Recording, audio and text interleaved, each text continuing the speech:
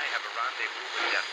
We'll preserve the last best hope of man on earth, or we'll sentence them to take the last step into 1,000 years of darkness. No fear. No political correctness. No wokeism. You're listening to Underground USA. On March 4th, 2025, President Donald Trump addressed a joint session of Congress, laying out a vision of American renewal rooted in constitutional fidelity, individual liberty, and economic freedom. The response from Democrats was telling. Self-righteous anger, sophomoric antics, and indignant posturing that underscored how far the Democrat Party has drifted from the nation's core values. Once a formidable force championing the working class, the Democrat Party has been hijacked by radical ideologues, progressives, and Democratic Socialists, whose neo-Marxian agenda has alienated voters and eroded trust. With polls showing the Democrat brand at historic lows and internal dissent bubbling to the surface, the party stands at a precipice. Its obsession with radical, transformative extremism may well signal its end, while the new Republican embrace of constitutionalism, individualism, and deregulation offers a path America craves, and one Democrats ignore at their peril. The unraveling of the Democrat Party was laid bare at a recent retreat in Loudoun County, Virginia, where Democrat consultants, campaign staffers, elected officials, and party leaders gathered to confront their declining fortunes. Jonathan Cowan, president of the centrist Third Way, delivered a scathing critique, accusing Democrats of clinging to comforting platitudes instead of grappling with their diminishing relevance. New DNC chair Kevin Martin chimed in, suggesting the problem lies not in the party's agenda, but in its messaging, a tired dodge that sidesteps the real issue. While hinting at pragmatic shifts that, with present leadership, would be impossible to achieve, the retreat produced a 5-page strategy document that exposed a deeper rot. The party's capitulation to progressive extremism and democratic socialism has left it severed and disconnected from the American people. The document acknowledges a litany of failures: a growing rift with working-class voters, a reliance on ideological purity tests, and the deteriorating state of Democratic-run cities. Its proposed fixes, patriotism, support for institutions like churches and law enforcement, and a focus on local governance, sound suspiciously like a page from the Republican playbook. It's as if, bereft of original ideas, Democrats are quietly conceding that their rivals have been right all along. Yet this half-hearted pivot is overshadowed by a palpable fear of the party's far-left wing, whose neo-Marxian demands, open borders, defunding the police, the application of identity politics, and expanding government, among a host of other radical notions, threaten to drown out any hope of moderation. The retreat's revelations point to a stark truth. The Democrat Party's survival hinges not on a better spin, but on a wholesale rejection of its radical drift and a return to the timeless principles of constitutionalism, individualism, and deregulation. Progressivism, as embraced by today's Democrats, is a doctrine of centralized power, identity obsession, and self-righteous moralizing. It dismisses individual agency, favoring collective solutions enforced by an ever-growing state. Democratic socialism takes this further, promising a paradise through government control of industries and wealth redistribution. Both ideologies, steeped in Marxist roots, view the Constitution as an obstacle to be overcome rather than a guardian of liberty. The result is a policy agenda that clashes with the values most Americans hold dear, and a track record of failure that's impossible to ignore. Progressive dogma has spawned divisive initiatives like race-based reparations and diversity, equity, and inclusion programs, which prioritize group identity over merit. These policies alienate working-class voters, white, black, Hispanic, or otherwise, who see fairness, not favoritism, as the American ideal. Democratic Socialists, meanwhile, peddle fantasies like Medicare for all and the Green New Deal, trillion-dollar schemes that defy economic reality and saddle taxpayers with unsustainable burdens. In Democrat strongholds like San Francisco, Portland, and Chicago, progressive governance has delivered soaring crime, rampant homelessness, and fiscal collapse, proof that utopian intentions don't facilitate competent outcomes. The cultural fallout is just as damning. Progressives have turned language and institutions into tools of control, wielding cancel culture and critical race theory to enforce ideological conformity. Democratic Socialists applaud this as a dismantling of systemic wrongs, oblivious to the cost and the divide it causes: trampled free speech, eroded parental rights, and a growing backlash from voters who reject woke orthodoxy, read cultural Marxism. The Loudoun County document admits that unpopular cultural positions are dragging the Democratic Party down, an understatement when millions see Democrats as out-of-touch elitists more interested in policing pronouns than solving real problems. This extremism isn't just a political liability. It's a betrayal of America's founding principles. The Constitution was crafted to protect individual liberty and constrain government excess, not to enable utopian experiments. Progressivism and democratic socialism flip this on its head, elevating state power over personal freedom and equity of outcome over equality of opportunity. By embracing these ideologies, Democrats have abandoned the voters they claim to champion: working families, small business owners, and everyday citizens who want a government that serves, not subjugates. Contrast this with the new Republican vision taking root under Trump's leadership and the MAGA movement: a return to constitutionalism, individualism, and deregulation that resonates with a nation weary of radicalism. Constitutionalism isn't a relic.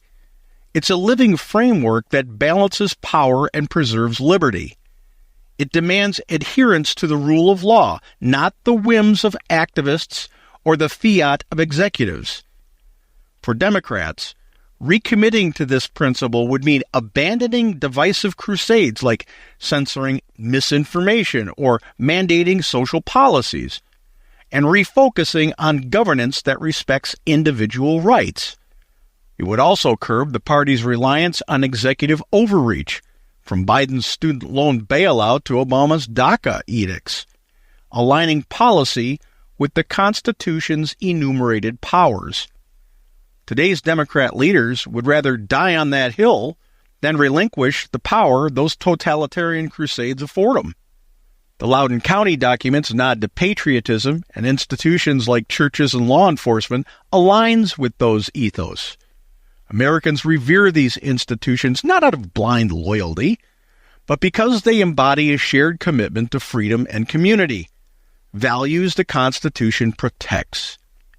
If Democrats took the Second Amendment as seriously as the First, or the 10th as earnestly as the 14th, they might begin to reclaim the trust of voters who see government as a partner, not a parent. But then, again, that would mean relinquishing the power afforded them through the never-ending crusade, the only political game they understand. Individualism, the beating heart of the American experiment, stands in stark opposition to the collectivist bent of progressivism and democratic socialism. Where the left sees people as avatars of race, class, or gender, individualism celebrates self-reliance and personal responsibility. It's the truck driver who logs long hours to feed his family, the shop owner who risks all for her dream, the parent who instills values in their child. Democrats once grasped this. FDR's New Deal, whatever its shortcomings, and there were many, sought to empower individuals, not entangle them in dependency. Today's Democrat Party, fixated on systemic fixes, has lost sight of that truth. The retreat's focus on reconnecting with working-class communities intimates a longing to recapture this spirit. These voters don't want handouts or sanctimonious lectures on privilege. They want jobs, safe streets, and a government that respects their autonomy. The new Republican emphasis on individualism speaks to these aspirations, offering policies that reward effort and unleash potential, not punish success or cradle dependence. Deregulation is the practical arm of this philosophy. Progressives and Democratic Socialists have smothered the economy with rules, environmental edicts, labor mandates, healthcare dictates that choke innovation and crush small businesses. The result is stagnation, inflation, deficits, and a bureaucracy too bloated, dysfunctional, and, now exposed, corrupt to function. Deregulation, by contrast, trusts markets and people over apparatchiks. In energy, rolling back punitive green regulations would boost domestic production, cut costs, and create jobs, especially in the Rust Belt and the rural regions Democrats have abandoned. In healthcare, easing restrictions on insurance and drug approvals would lower prices without a government takeover. Trump's first term proves this works. Pre-pandemic deregulation fueled record-low unemployment and rising wages, a stark rebuke to the left's command and control fetish. The Loudoun County retreat exposed a party at war with itself. Some, like Cowan, see the need for change, hence the calls for patriotism, local focus, and economic pragmatism. But the progressive and socialist factions, entrenched in activist networks and staffer cliques, remain a formidable obstacle. Their influence explains why the retreat document dances around the core issue, ideology itself. No amount of slick messaging can salvage a party that's lost its way. Only a decisive break from extremism can. Polls cited at the retreat reveal the stakes. A growing number of Democrats crave moderation, yet they're drowned out by the louder, radically extreme voices pulling left. If the party doubles down on progressivism and democratic socialism, it risks oblivion, a coastal elite bubble preaching to a dwindling faithful. The 2024 election, with Trump's landslide victory and Republican gains across Congress and the state houses, was a warning shot. Voters have rejected the left's radicalism. Today, the Democratic brand is toxic, its cities crumbling, its policies unpopular. Without a drastic course correction, the party faces a slow death, fractured by infighting, abandoned by its base, and outmaneuvered by a new Republican movement that seized the mantle of common sense and liberty. This isn't about jettisoning liberal ideas like compassion or fairness. It's about anchoring them in principles that endure: limited government, personal freedom, economic vitality, rather than chasing utopian mirages. The Constitution isn't a partisan tool. It's America's bedrock, adaptable yet resolute. Individualism isn't callousness. It's the engine of a pluralistic society. And deregulation isn't chaos. It's confidence in human ingenuity over bureaucratic meddling. The Democrat Party could still pull back from the abyss. The Loudoun County retreat offers a faint flicker of hope, a recognition that ideological purity tests and comforting platitudes have failed. But hope alone won't suffice. Democrats must reject the extremism of progressivism and democratic socialism and embrace Constitutionalism, individualism, and deregulation. That means turning the page on political charlatans like Bernie Sanders, Nancy Pelosi, Alexandria Ocasio-Cortez and the Squad, and the other spotlight-seeking pseudo-radical throwbacks to the 1960s. Anything less is a betrayal of the nation they claim to want to lead, and a death knell for a Democrat Party poised to fade into irrelevance.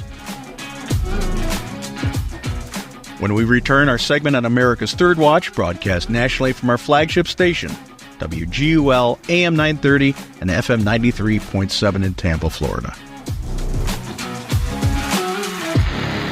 You're listening to Underground USA. The foundation of our great nation lies in our unwavering commitment to freedom, and at its core is the principle of free speech. It's not just a right, but a duty to speak our minds, respectfully debate, and challenge ideas. Today, free speech is under attack by the forces of the deep state and the globalists. We must all do our part to protect free speech, for without it, we'd be lost in a sea of woke conformity and censorship. We have the right. Protect it.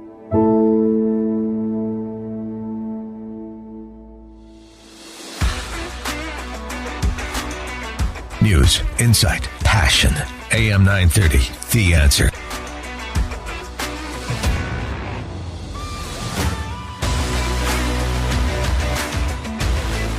Well, you know, Frank, I'm so glad that you're here again this morning here on Friday, because on Tuesday night we had the speech. There's still reverberations from that. They've censured Representative Al Green now, which culminated in singing "We Shall Overcome" for some strange reason. But I wanted to get your take on what was happening on Tuesday. It was a great speech. A lot of great points were brought up, especially when he started talking about the waste in government. And Democrats were put on notice that the country understands that Trump can't say a damn thing that they're ever going to get behind. And if you needed a bigger illustration of that, they couldn't even get behind applauding a child who overcame brain cancer. Yeah. Because Donald Trump pointed him out. They couldn't actually acknowledge Laken Riley's mom and sisters. They couldn't recognize the mother of a child who was raped and killed in Houston by an illegal immigrant. They have become the most despicable group of people on the planet, and that's saying something, because of their lockstep adherence to an ideology that the country has rejected. That's exactly right. Yeah, they have rejected. So this idea that they are the loyal opposition, that's out the window. Now they're just indignant slobs that can't even get behind a kid who beat cancer. I mean, how low do you get? And Al Green? It's embarrassing he shares the name with the singer. Yeah, that's right. Now he's introduced impeachment articles because the president was, quote unquote, uncivil. That's not a high crime and misdemeanor. This guy he's wasting taxpayer dollars for petty political purposes. He should be recalled. Yeah. So I agree. But, was he the one as well that wanted to impeach Donald Trump for dastardly deeds? Yes. Yeah. That must, look, those are done dirt cheap, evidently. I don't know. But talk about a waste of taxpayer dollars that we have to tolerate the time being wasted by this idiot. And the people of his district keep sending him back. That's not loyalty, that's stupidity. Yeah. This isn't statesmanship. It's not even representation. It's an embarrassment. And the fact that he was warned twice by the Speaker of the House during this speech to respect decorum, and the rules just doesn't apply they don't apply to him because he wants to convolute something that was said to mean something that he wants it to mean. There wasn't a statement in that speech that said Medicare would be cut. And that's what he was screaming from the floor. There's no mandate for Medicare to be cut. You know, what kind of an imbecile is this guy? And that goes for the entirety of them. The optics of what they did sent the message to the American people that the Democrat Party in Washington, D.C. is on the decline, and it's on a decline rapidly. And if they don't make a major pivot, just like was the outcome of this Loudoun County, Virginia conference that all the Democrat bigwigs went to for 2.5 days, that produced a 5-page document that said, you know what, we better make a radical pivot away from the left because we're dying. Mm-hmm. Our party is dying. When their internal documents say that, and then you have these decrepit creatures who've been in Congress for 40 years doubling down on wanting to be these throwbacks to the 1960s, they've all got to go. And if Democrats don't get rid of all of them, then they're even less intelligent than I believe they are today for electing them in the first place. Oh, yeah. Well, you know, I think, too, Frank, that the American people, they want government to work, ultimately, and they don't like this big example of how it just doesn't work because the Democrats are just, again, sitting on their hands and so forth. The American people don't want gridlock, and they certainly responded to the speech well. 76% approved of what Donald Trump was doing and saying, and they want to be able to get these policies moved forward. And that means 24%, and probably less, agreed with what the Democrats did. That's less than 30% of the country. So they're not.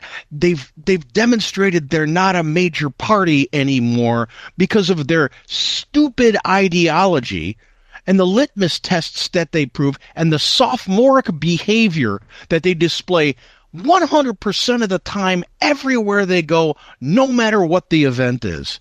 And the American people have signaled, we're tired of it. Yep. We're tired of it. We're tired of the extremism. We're tired of the idiocy. Knock it off. But, it's Donald Trump, so they've got to, let's put the paddle up. Trump's bad. No, yeah, Musk steals. And the little signs, the little signs, and again, it's like you said, sophomoric, these aren't professional people at all.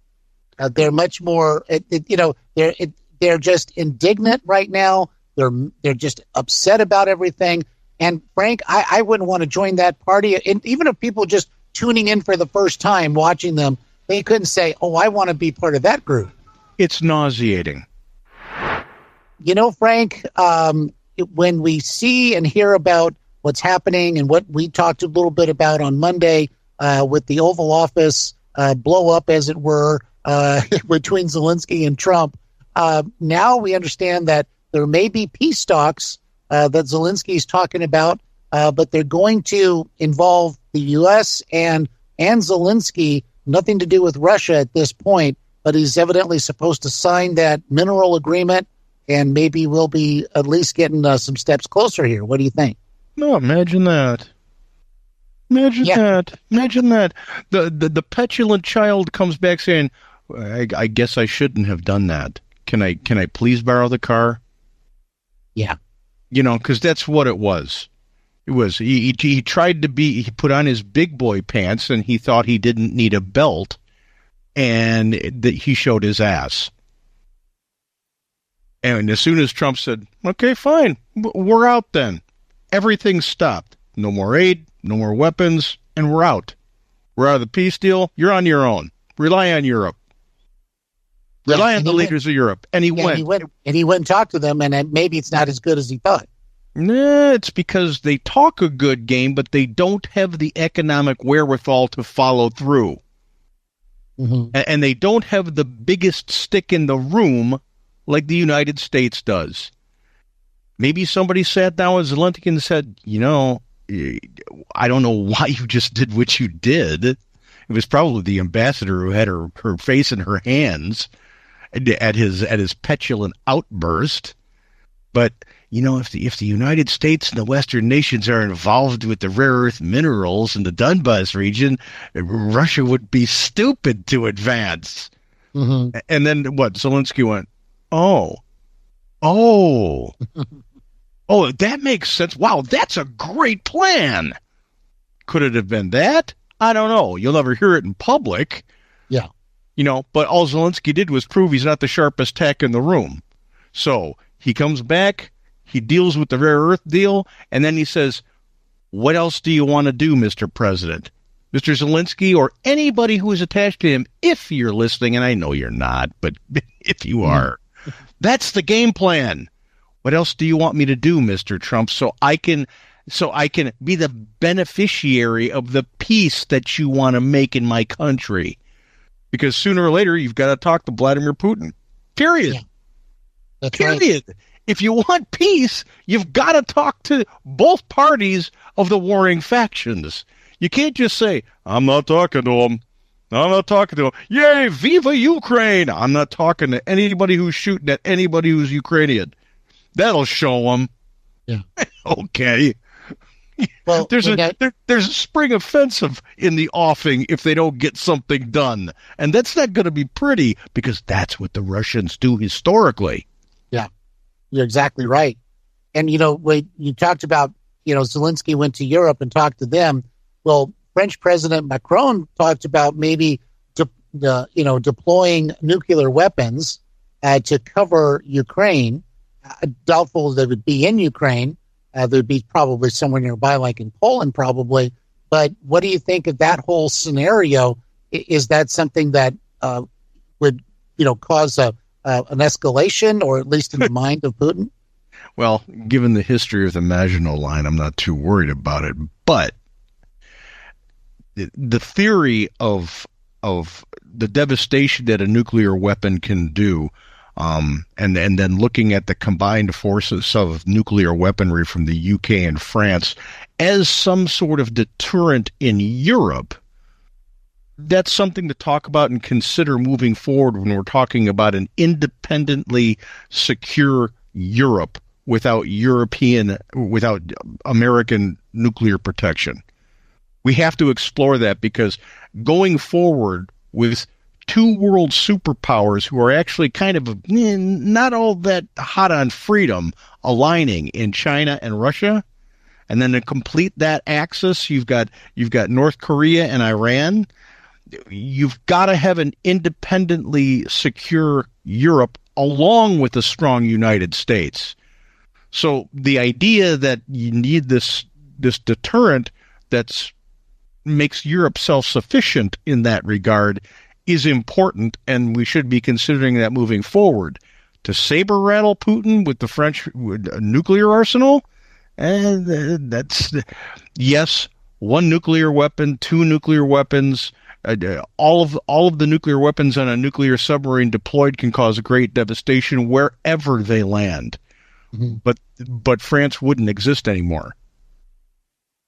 Yeah, so this is a big deal. Yeah. Yeah, so I don't think I'd be saber rattling. We can cover you, Ukraine, with our nuclear shield. That's braggadocio, as Victor Davis Hanson would say. Well, how about braggadocio? Quick radical subject change here. Do you like the choose your fighter videos that the Democrats are putting out, like they're video game characters now? I think everything that the Democrats do right now is superficial garbage. from their legislation down to what they say they believe in. These people who wore pink on the floor, and I don't mean to get back into the subject of what happened during the speech, but it's cogent here. No, it is. You're right. The people who wore pink on the floor to show their support for women, to protest Trump's policy because they're anti-woman. They all voted against the purity of women's sports just the day before. Yep. In lockstep. They all did it. Well, no. Men can put on a man bun, say he's a woman, come on in here and spike a volleyball in a woman's face. Oh, that girl was there too. They couldn't clap for her either. That's right. So the hypocrisy, the insincerity, the pure lack of intellect, it's not about the messaging. They don't have a messaging problem. They have an ideology problem. And that, let's make battle avatars. We'll capture some voters with that. That'll be cool. The Muppet was right. Carvel was right. I can't say exactly what he said because it was laced with profanity. Yeah. But he came out and he said, hey, I spent my entire life building this brand and a bunch of 23-year-olds destroyed it in less than 4 years. So the generation coming up that is anchoring the Democrat Party, the biggest bunch of do-nothing imbeciles that has ever existed in American politics. And even the most liberal, and I'm using that in the American sense of the word, even the most liberal generation of American Democrats spinning in the grave and vomiting at the same time. Mm-hmm. That's what we'll do. Let's create some avatar games where we could. Nancy Pelosi is going to fight someone. She can't even keep her teeth in her mouth. Right. Well, that's the thing about the Democrats too. They make you think that they're fighting for you, but they will never win for you because if they ever did, then they'd be out of a job and they couldn't keep coming back and telling you got to let us fight for you. Yeah, I guess the Congressman Green avatar for $50 extra donated to the DNC, you can use his super cane. Right? Yeah, exactly. It's got some magical power or something. Yeah. How does that do anything to affect the day-to-day lives of any American in his district or any Democrat's district? How does it better their lives? How does it even advance their ideology? It doesn't. It's a gimmick because after you sign up and you hit play, it says donate $50 to the DNC. Well, exactly. And again, if that was any kind of recruitment video or what they did on Tuesday night, I don't think anybody wants to join up with them. I gave up abstract stupidity for Lent. I love it. All right, Frank, stay right there. If you would, we'll come back. Just got a great text message from SRQ Mayor this morning. Thank you, Mary. Appreciate it very much. She says, Mr. Kyle, a movie line that comes to mind regarding the DUMS, a great word for Dems, I think, DUMS implosion that we've been talking about here, is sometimes the only thing a woman has to hold on to is being a bee, she says. She says, guess that goes for Al Green too, please, she said. And of course, she lets us know that line comes from the movie, I think, Dolores Claiborne. Frank, I think that's it. It's like they just, the Democrats just cannot seem to want to join up with the American people. They want them to join up with them so that they can, well, here's a word, dictate what should be done next, it seems to me. That's the self-righteous indignation of arrogance. They believe in their heart of hearts that they know better than you what freedom, liberty, responsibility, what your life should be like. They believe they know better than you. You just don't understand why using the proper pronouns is so important to society. It's an integral part of freedom and liberty. You must do it. You must recognize that man with a 5-day with a 5 o'clock shadow as the petite little flower female volleyball player that he wants to be. Otherwise, you're ruining the country. It's that kind of obtuse thinking and radical extremist thought that has destroyed their party. Yeah. Hey, most Americans share the same sentiment I do. All the polls, and as much as I don't put stock in polls, I say that over and over and over, when the results are so lopsided, you have to acknowledge that there's a there. Most Americans don't sign on to this crap. They just don't. They don't want government in their lives to the extent that it is. They don't believe in the bizarre legislation that the left wants to put through every day. There's some idiot, and I don't know whether it was Colorado or California, they kind of get blurred together, that wanted to introduce legislation that says we want to make it illegal for you to defend yourself. What kind of massive stupidity is that? Yeah, no. If someone comes at you with a weapon, you should just, don't defend yourself. That'll help society. Yeah, it'll be less violent. Yeah, it'll only be 50% violent. Yeah, you'll die quicker, and therefore there's less violence. It's scientifically proven. Exactly. That's the warped non-intellect that is driving the far left of the Democrat Party. We need a loyal opposition in the United States, but it needs to be steeped in intelligent reasoning. It needs to be steeped in common sense. That's how we find that navigatable middle way that our founders and framers expected from American society. But when you have these off-the-rail radicals, that the same group that we saw Tuesday night, when you see them leading their party into a radical extremist abyss, and make no mistake, they started telegraphing this when they started accusing Republicans of being radicals and extremists 4 years ago. Mm-hmm. Oh, they're extreme. They're radical. They always do this. The monumental idiocy of the left is that they always telegraph what they are onto their opponents. Oh, yeah. So if they say Saul Alinsky stuff. Yeah, if they say Nazi, take a look at the next piece of legislation that's coming up, because it's going to be totalitarian and oppressive. If they say extreme, take a look at the next piece of legislation that's coming out, because it's going to be something so freaking bizarre that no one in the country can get behind it.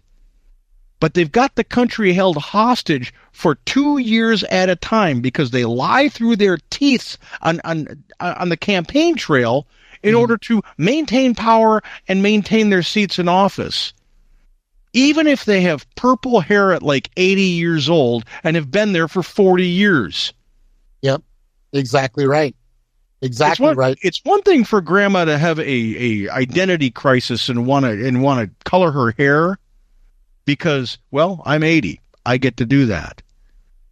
It's quite another for someone who's elected to office to want to look so freakish at that age that they telegraph their stupidity through their looks. That's right. It does. It can make a big difference.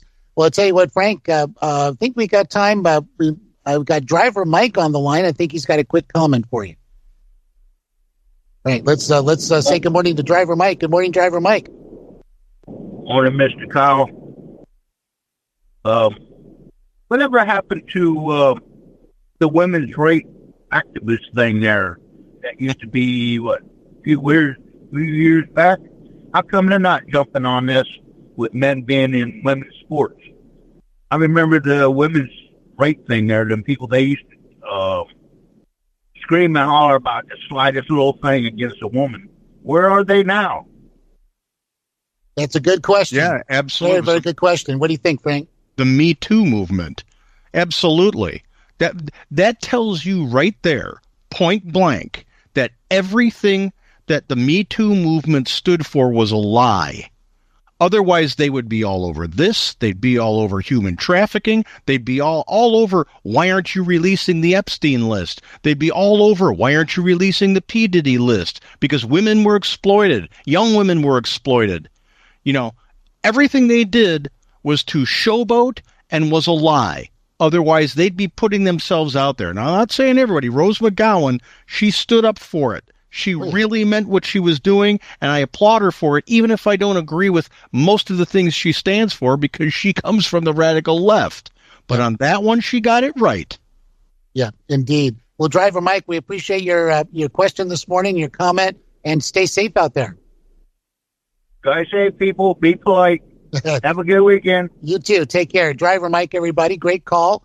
And yeah, it's a great question, Frank, and you're exactly right.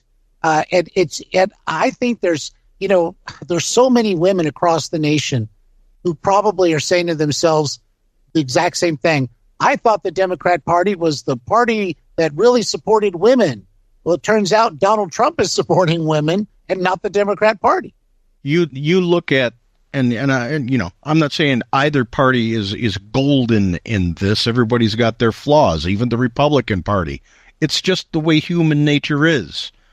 But when you look at the narrative that, oh, that party hates women, it's a manufactured narrative from the far left. Take a look at the appointments that Donald Trump has made in both terms, not only to his cabinet, but to his administrative team.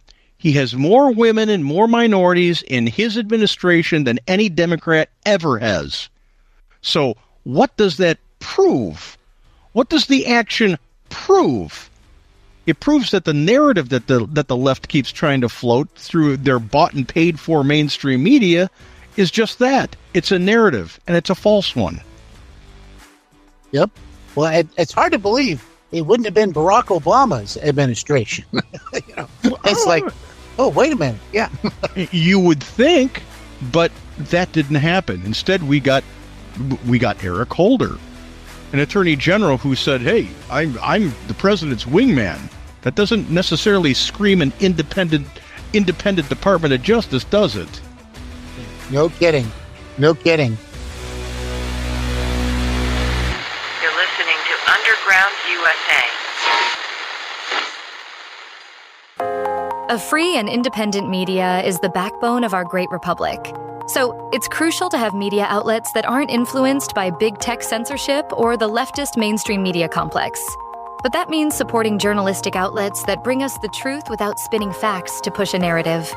For less than the cost of a cup of coffee once a month at Starbucks, you can support the free speech mission of undergroundusa.com, an independent, reader-supported, and sometimes irreverent podcast and publication that gives you the real story without the bias. Go to undergroundusa.com/UUSA. That's undergroundusa.com/UUSA to receive a 25% discount on an annual subscription, bringing every new podcast and article directly into your email inbox, circumventing the censors and fact-checkers. Remember, knowledge is power, and staying informed is one of the best ways to protect our republic. Go out there and seek the truth, my friends. Subscribe to undergroundusa.com today.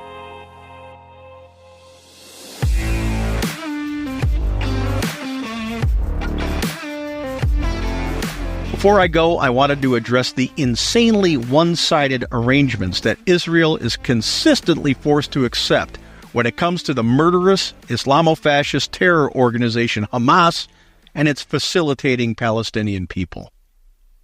Let's be crystal clear about something.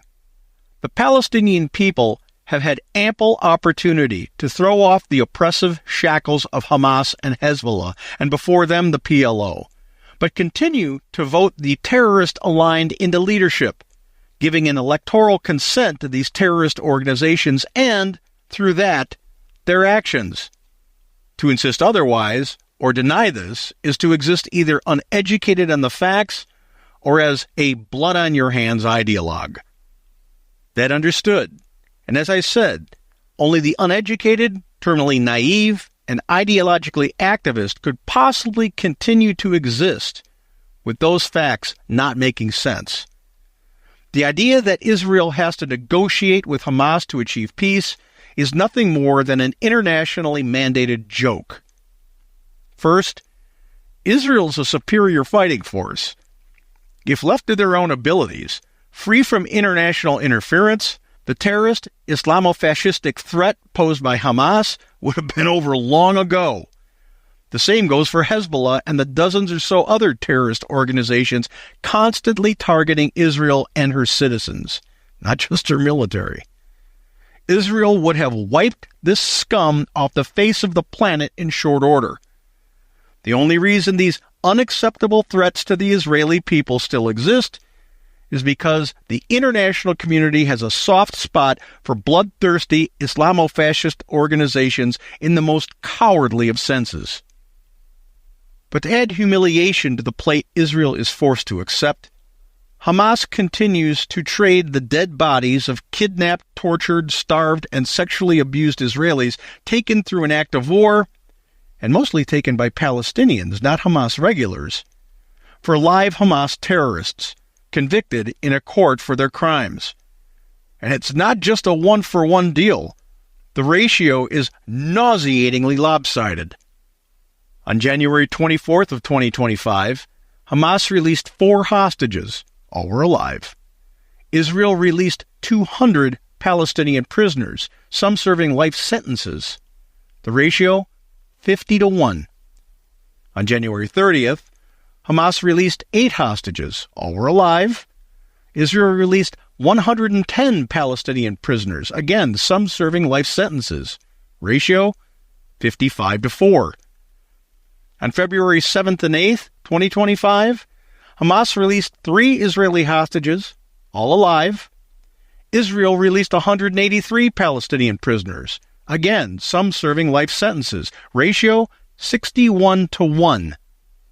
On February 15th, Hamas released 3 Israeli hostages, all alive. Israel released 369 Palestinian prisoners, including 36 with life sentences. Ratio, 123-1. On February 22nd, Hamas released 6 Israeli hostages, all alive, while Israel released none, citing Hamas's handling of prior exchanges. Ratio 6-0. And on February 26th and 27th, 2025, Hamas released 8 Israeli hostages. All of them were dead. Israel released 642 Palestinian prisoners, including 151 convicted prisoners, some exiled to Egypt. All of them were alive. The ratio, 321-2. This totals out to Hamas releasing 33 Israeli hostages, 8 of which were dead, and Israel releasing 1,904 Palestinian prisoners, many of whom were convicted of murder and acts of terrorism against the nation-state of Israel. The overall ratio of terrorists released to Israeli hostages standing at 1,904-33. Even a second grader would identify those numbers as wholly out of whack when it comes to fairness and equity, 2 words the anti-Israel contingent in the West, and especially in the United States, likes to throw around with impunity on every subject less the topic of Israel. Hamas, formally established during the First Intifada in 1987, has likely killed between 2,050 and 2,350 Israelis. Hezbollah, formed in 1982 during the Lebanese Civil War with Iranian backing, has killed between 555 and 840 Israelis. Throughout Israel's history, as of March 6, 2025, Islamofascist terror groups have killed between 4,650 and 5,500 Israelis. Yet the international community, including the total of Arab nations who steadfastly refuse to allow Palestinian immigration into their countries, insists that Israel accept a negotiated peace with the Palestinians, who consistently elect and support officials who are always members of terrorist organizations, and organizations whose charters call for the eradication of the Israeli people and the Israeli state. 33 to 1,904, with 8 of those 33 already dead, all starved, all tortured, all the women raped. And the international community wants to rebuild Gaza into a financial mecca, The Palestinians repopulating it to live next door to people who they seek to kill? What will they do with their newfound wealth? Be philanthropic with it? Or continue to fund Islamo-fascist terrorist organizations to wage never-ending war against Israel and the Israeli people? On March 5th, 2025, President Donald Trump issued what he termed a final warning. He said this on Truth Social. Shalom Hamas means hello and goodbye. You can choose. Release all of the hostages now, not later, and immediately return all of the dead bodies of the people you murdered, or it is over for you. Only sick and twisted people keep bodies, and you are sick and twisted. I am sending Israel everything it needs to finish the job. Not a single Hamas member will be safe if you don't do as I say. I have just met with your former hostages, whose lives you have destroyed. This is your last warning. For the leadership, now is the time to leave Gaza, while you still have a chance. Also, to the people of Gaza, a beautiful future awaits, but not if you hold hostages. If you do, you are dead. Make a smart decision. Release the hostages now, or there will be hell to pay later. 33 Israeli hostages to 1,904 Hamas terrorists, with 8 of those 33 already dead. All starved, all tortured, all the women raped. I say, let Israel have at them to end this once and for all. And we should use the big stick the United States possesses to hold the international wolves at bay. It's time Israel was allowed to live in peace.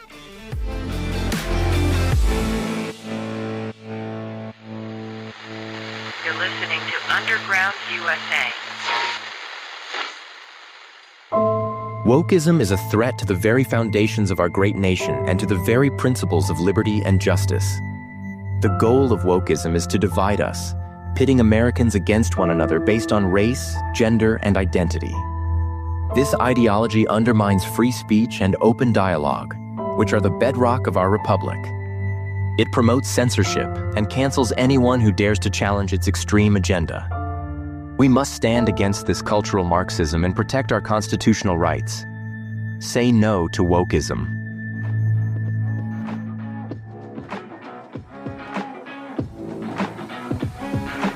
If you like the podcast, please head on over to undergroundusa.com and sign up for our Substack. It brings every new podcast and article directly into your email inbox. And do your part to save the Republic. Talk politics, current events, and even religion with your family, friends, colleagues, and acquaintances. When we have these rational, non-aggressive conversations, we realize we have more in common than we have in difference. And when we realize that, we achieve e pluribus unum. We start acting like Americans instead of the balkanized little tribes that the deep state and the Washington insiders want us to be, so they can cobble together the different factions to create 51% in any given election. That's the game they play. We have to call them on it, and we have to stop allowing them to play it. We win our country back when we do that.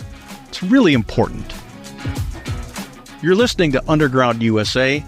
No fear, no political correctness, and no wokeism. And we're definitely anti-deep state. My name is Frank Salvato.